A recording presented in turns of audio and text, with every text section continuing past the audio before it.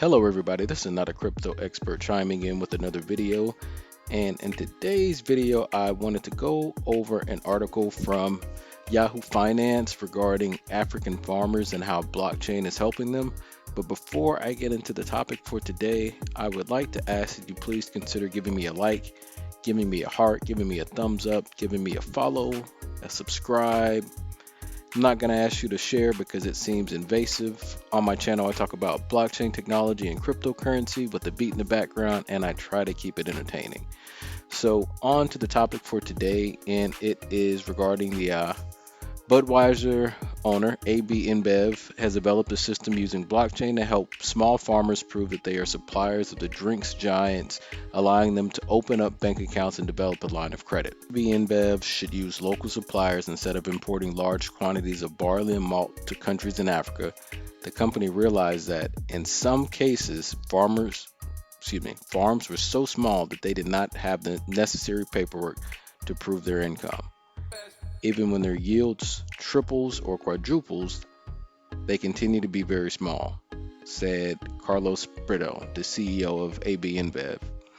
We need the middleman to consolidate this cargo to send to our breweries by the truckload. And this middleman was not necessarily passing the money we were paying to him or her to the farmer. In partnership with BankQ, AB InBev has developed a distributed ledger system using blockchain to increase transparency in the supply chain. Because the ledger uses blockchain, banks are able to verify and trust the ledgers. And now this farmer, who was never bankable because she couldn't prove income of any source, had no reports or material or paperwork. Now on a flip phone, she has in the blockchain proof that she's a supplier of AB InBev, a global company. And now she's bankable. Now she can open a bank account, and now she can maybe have a line of credit to develop the business. So a lot of these things mushroom from the idea of we're local. We need to do what's good for the local guys. This is the idea of consumption and also benefiting stakeholders and communities. AB InBev moved to a more locally oriented business by asking governments for tax breaks, signaling that it would invest in communities, local suppliers, and encourage subsistence farmers to move to commercial farming.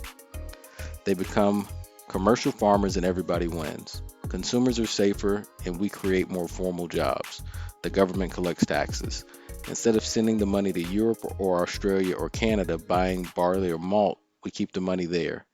The BankQ product has been implemented with thousands of farmers across countries such as Uganda and India. So this is not the traditional supply chain article that I've done up to this point.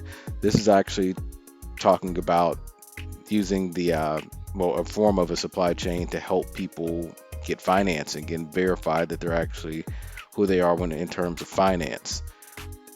They can actually go to a bank, since they referenced the unbankable a few times. They can go to a bank or a financial institution and say, hey, I'm a farmer for one of the largest corporations in the world. You probably enjoy my product. You probably didn't know that I helped create it, and here is the proof that I'm able to do it using a mobile device in countries where these people have obviously been priced out of or just not even looked at as someone that could have the ability to do what they're doing. So they weren't able to take advantage of the financial market, and they were probably being taken advantage by some of these middlemen.